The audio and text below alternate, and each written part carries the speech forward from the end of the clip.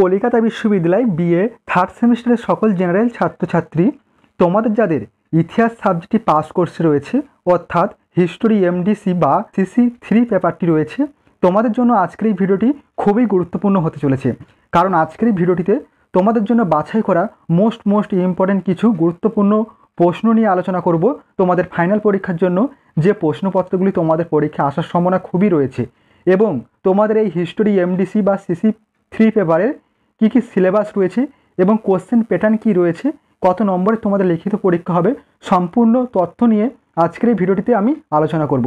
তাই বলবো সম্পূর্ণ ভিডিওটি তোমরা দেখবে এবং অবশ্যই এই ভিডিওটি তোমাদের বন্ধুদের কাছে শেয়ার করে দিও এবং চ্যানেলে নতুন হয়ে থাকলে অবশ্যই তোমরা চ্যানেলটি সাবস্ক্রাইব করে রেখো এই ধরনের গুরুত্বপূর্ণ ভিডিও আরও পাওয়ার জন্য। চলো তোমরা দেখে নাও। প্রথমে দেখো তোমাদের সিলেবাসটি দেখে নাও। তোমাদের সিসিএফ সিলেবাস অনুযায়ী তোমাদের থার্ড সেমিস্টারের সিলেবাস রয়েছে হিস্টোরি এমডিসি সিসি3।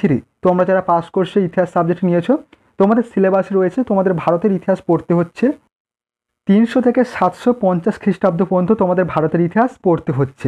তোমাদের এই সাবজেক্টের তোমাদের প্রথম অধ্যায় রয়েছে দেখো তোমাদের অর্থনীতি এবং সমাজ। তোমাদের প্রথম অধ্যায়ে রয়েছে অর্থনীতি এবং সমাজ। তোমাদের এই অর্থনীতি এবং সমাজের মধ্যে যে বিষয়গুলি তোমাদের পড়তে হবে দেখো, প্রথম রয়েছে কৃষির অর্থনীতির সম্প্রসারণ উৎপাদন সম্পর্ক, দ্বিতীয় নগর বৃদ্ধি উত্তর ভারত, মধ্য ভারত এবং দাক্ষিণাত্যের কারুশিল্প উৎপাদন, বাণিজ্য ও বাণিজ্যপথ মুদ্রা এবং তৃতীয় বিষয় সামাজিক স্তর বিন্যাস, শ্রেণী বর্ণ জাতি অস্পৃশ্যতা লিঙ্গ বিবাহ এবং সম্পত্তি সম্পর্ক। এবং দ্বিতীয় অধ্যায় দেখো তোমাদের দ্বিতীয় অধ্যায়ে রয়েছে রাজনৈতিক গঠন ও পরিবর্তন করা। এখানে তোমাদের যে বিষয় রয়েছে মৌর্য সাম্রাজ্য, দ্বিতীয় রয়েছে কুষাণ ও সাতবাহনদের বিশেষ উল্লেখ সহ মৌর্য পরবর্তী রাজনীতি গণসংঘ। এরপর দেখো তোমাদের তৃতীয় অধ্যায় রয়েছে প্রাথমিক মধ্যযুগীয় ভারত। এখানে যে বিষয়গুলি তোমাদের পড়তে হচ্ছে দেখো কৃষির সম্প্রসারণ, জমি অনুদান উৎপাদন সম্পর্ক পরিবর্তন, গ্রেডের জমির অধিকার এবং কৃষক। এবং দ্বিতীয় বিষয় শহরে পতন সমস্যা, বাণিজ্যের ধরন মুদ্রা এবং শহরে বসতি।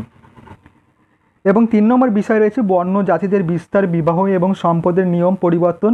এবং 4 নম্বর বিষয় রয়েছে রাজনীতির প্রকৃতি, গুপ্ত সাম্রাজ্য এবং তার সমসাময়িক, গুপ্ত পরবর্তী রাজনীতি, পল্লব চালুক্য এবং বর্ধন। এই সমস্ত বিষয়গুলি রয়েছে তোমাদের তৃতীয় অধ্যায়ে। এরপর দেখো তোমাদের চতুর্থ অধ্যায়ে রয়েছে ধর্ম দর্শন ও সমাজ। এখানে যে বিষয়গুলি তোমাদের পড়তে হচ্ছে ব্রাহ্মণ্য ঐতিহ্যের একত্রীকরণ, ধর্ম বর্ণাশ্রম, পুরুষ শাস্ত্র সংস্কার। দ্বিতীয় যে বিষয়টি রয়েছে আস্তিক সম্প্রদায় খ্রিস্টপূর্ব 2য় শতাব্দী থেকে, মহাযান পৌরাণিক ঐতিহ্য। এবং 3 নম্বর বিষয় রয়েছে তান্ত্রিকতার সূচনা। এরপর সর্বশেষ তোমাদের পঞ্চম অধ্যায় রয়েছে সংস্কৃতির উন্নয়ন আনুমানিক 300 থেকে প্রায় 750। এখানে যে বিষয়টি রয়েছে সংস্কৃত পল্লীপ্রাকৃত এবং তামিল সাহিত্যের একটি সংক্ষিপ্ত জরিপ, বৈজ্ঞানিক এবং প্রযুক্তিগত গ্রন্থ। দ্বিতীয় বিষয় হচ্ছে শিল্প এবং স্থাপত্য এবং ফর্ম এবং পৃষ্ঠপোষকতা মৌর্য উত্তর মৌর্য গুপ্ত উত্তর গুপ্ত। এই ছিল তোমাদের সম্পূর্ণ সিলেবাসটি। তোমাদের হিস্টোরি এমডিসি বা সিসি3 পেপারের ওপর থেকে তোমাদের সম্পূর্ণ সিলেবাসটি নিয়ে আলোচনা করা হলো। এরপর দেখে নাও তোমাদের এই হিস্টোরি সাবজেক্টের কত নম্বরে লিখিত পরীক্ষা তোমাদের দিতে হবে, তোমরা দেখে নাও।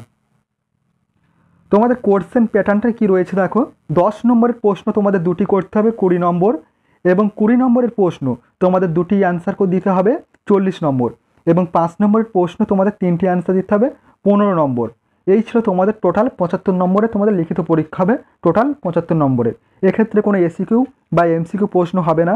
তোমাদের 10 নম্বরের কোশ্চেনে 2টো অ্যান্সার দিতে হবে এবং 20 নম্বরের কোশ্চেনে 2টি অ্যান্সার দিতে হবে এবং 5 নম্বরের কোশ্চেনে 3টি অ্যান্সার দিতে হবে। এরপর দেখে নাও তোমাদের ফাইনাল সাজেশনটি দেখে নাও। তোমাদের 10 নম্বর এবং 20 নম্বরের জন্য যে প্রশ্নপত্রগুলি তোমরা এখন থেকে প্রস্তুতি নেবে বা প্র্যাকটিস করবে দেখো, প্রথম মোস্ট ইম্পর্টেন্ট কোশ্চেন রাখা হয়েছে দেখো, শাসক হিসেবে হর্ষবর্ধনের কৃতিত্ব আলোচনা করো। ভেরি ইম্পর্টেন্ট একটি কোশ্চেন। এবং দ্বিতীয় কোশ্চেন মৌর্য সাম্রাজ্যের পতনের কারণগুলি আলোচনা করো।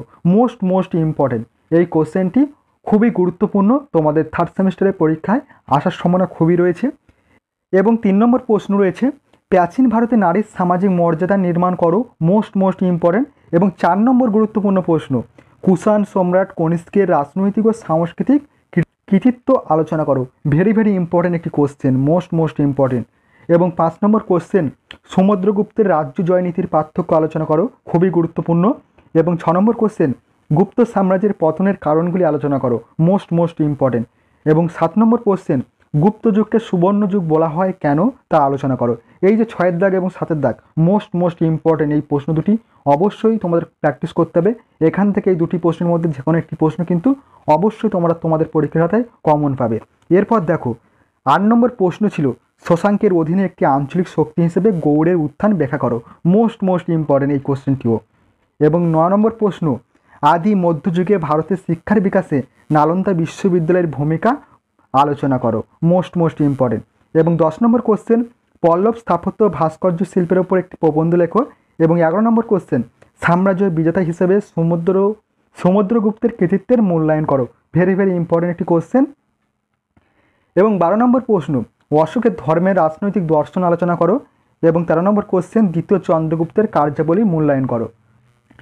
এই ছিল তোমাদের 10 নম্বর এবং 20 নম্বরের মাত্র 13টি কোশ্চেন। এই কোশ্চেনগুলি তোমরা এখন থেকে প্র্যাকটিস করো। এখান থেকে যে প্রশ্নপত্রগুলি তোমাদের হয়ে থাকবে পরীক্ষার খাতায় 10 অথবা 20 নম্বরে তোমরা অবশ্যই কমন পেয়ে যাবে। এবং অবশ্যই তোমরা আমার এই চ্যানেলটি সাবস্ক্রাইব করে রেখো, কারণ এর পরবর্তী ভিডিওগুলিতে আমি তোমাদের এই সমস্ত প্রশ্নপত্রগুলি অ্যান্সার নিয়েও আলোচনা করব এই চ্যানেলে। তাই অবশ্যই তোমরা চ্যানেলটি সাবস্ক্রাইব করে রেখো এবং অবশ্যই এই ভিডিওটি তোমাদের বন্ধুদের কাছে শেয়ার করে দিও। এরপর দেখো তোমাদের 5 নম্বরের কোশ্চেনের ফাইনাল সাজেশানটি দেখে নাও।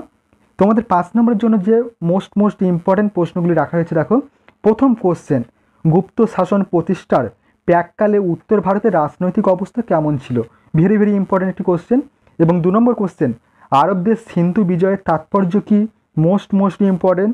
এবং 3 নম্বর কোশ্চেন পাল ও সেন যুগের সাংস্কৃতিক জীবন সম্পর্কে একটি সংক্ষিপ্ত টিকা লেখো।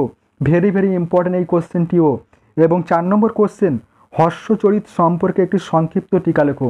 Most important.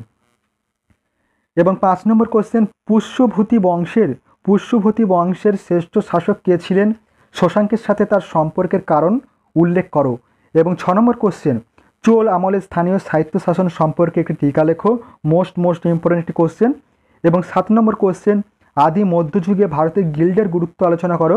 এবং 8 নম্বর কোশ্চেন বোকাটকদের ওপর একটি টিকা লেখো। ভেরি ইম্পর্টেন্ট একটি কোশ্চেন। এবং 9 নম্বর কোশ্চেন গান্ধার শিল্প সম্পর্কে টিকা লেখো, খুবই গুরুত্বপূর্ণ। এবং 10 নম্বর কোশ্চেন প্রাচীন ভারতের ইতিহাস রচনায় অস্ত্রশাস্ত্রের গুরুত্ব লেখো। এবং 11 নম্বর কোশ্চেন তোরাইনের দ্বিতীয় যুদ্ধকে ভারতের ইতিহাসে একটি গুরুত্বপূর্ণ সন্ধিক্ষণ বলা হয় কেন। এবং 12 নম্বর কোশ্চেন দ্বিতীয় পুলকেশীর কৃতিত্ব বর্ণনা করো।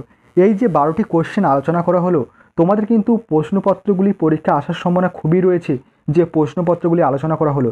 তাই বলবো এখন থেকে তোমরা এই প্রশ্নপত্রগুলি প্র্যাকটিস শুরু করে দাও, পড়াশোনা শুরু করে দাও। এখন থেকে পড়াশোনা করলে অবশ্যই তোমাদের পরীক্ষার সময় এলে তোমাদের কোনো সমস্যা হবে না।